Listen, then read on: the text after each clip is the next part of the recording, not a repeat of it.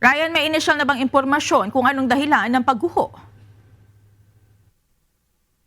Monica, lumalabas sa inisyal na investigasyon ng LGU ng Montalban Rizal na habang nagsasagawa ng operasyon ng landfill noong Biyernes ay naipon sa isang lugar yung 4 na bulldozer. Dahil sa bigat ito, nangyari nga yung sakuna.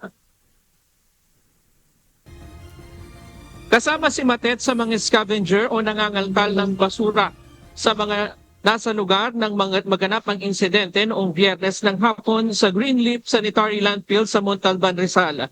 Ayon sa kanya, 2 beses umanong gumuho ang tambak ng basura. Laking pasasalamat na lamang niya na hindi siya kabilang sa mga natabunan. Kwento ni Matet, nang makaahon sila mula sa gumuhong bahagi ng landfill, saka na lamang nila napag-alaman na may nawawala sa kanilang mga kasamahan.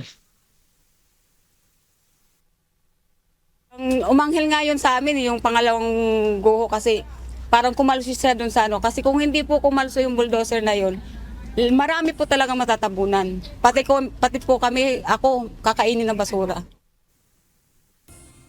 Sa ngayon, pansamantalang ipinagbawal ang pangangalakal ng basura sa landfill kasunod ng insidente. Dahil dito, nangangamba si Matet at ang iba pang mga scavenger kung paano silang makakaraos sa kanilang pang-araw-araw na pangangailangan.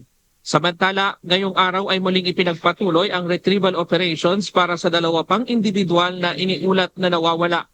Ayon kay Mayor Ronnie Evangelista, kahapon ay natagpuan ang labi ng isa sa mga natabunan, isang babae. Patuloy naman ang paghahanap sa isa pang babae at isang lalaking pinaniniwala ang natabunan sa insidente.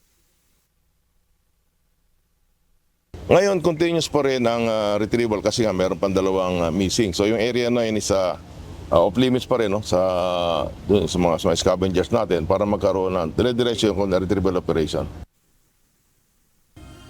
Sa inisyal na investigasyon, lumalabas na habang nagsasagawa ng operasyon ng landfill noong Biyernes, naipon sa isang lugar ang 4 na bulldozer.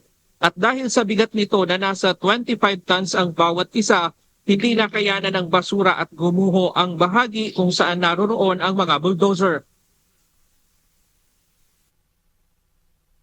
Nagkakaroon kasi ng compacting activity yung mga bulldozer. Sinisiksik ba? Sinisiksik. Now, apparently, nasa isang lugar lamang yung 4 na bulldozers. So, obvious, yung weight ng bulldozers na yun yung nag-trigger, kaya nagkaroon ng thrust light. 3 among the 4 bulldozers ang nalaglag. Ganito rin ang paliwanag ng operator ng landfill. Pinopost yung basura. Kaya lang, ang nangyari, medyo nagkaroon ng error do sa operator, nagkasabay-sabay yung 4. Kaya siguro nabigatan, nag-crack do sa likod nila. Kaya yung pag-atras ng bulldozer, do sila nahulog. Siguro, ang pagkakamali lang is nagkasabay. Nasobrahan ng bigat.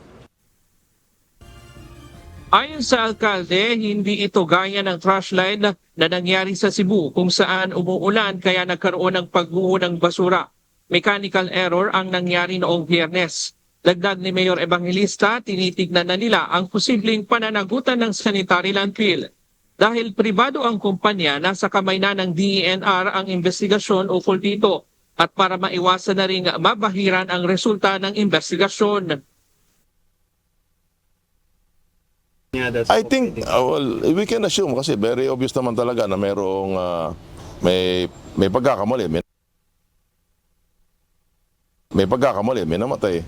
Kaya nanamagan kami sa DNR officially na mag-conduct na investigation para siguro din just to make sure na walang cover up. At least DNR na mag-conduct at anyway, yan naman talaga important nila. To investigate kung ano yung nangyari dito, kung merong lapses etong operators.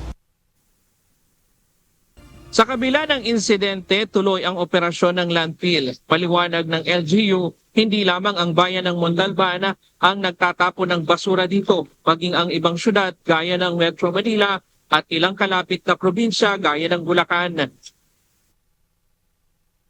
Tuloy, nakikita niyo naman dito. Kasi kung ihinto natin yung pagtatampo, yung yung tipping na yan, abay, kami sa Montalban, kaya namin. Pero yung ibang lugar, baka hindi na makaya. Na isa, 2 araw na walang magkukuha ng basura. Sabi ng LGU, nagmobilize na ang MSWD ng Montalban upang magbigay ng food assistance sa mga residente. Tinatayang nasa 3,000 katao ang umaasa sa pangangalakal ng basura sa nasabing landfill. Samantala, Monica, sinubukan nating kuhanan ng pahayag yung pamilya noong 3 na nawala doon sa pagguho ng basura.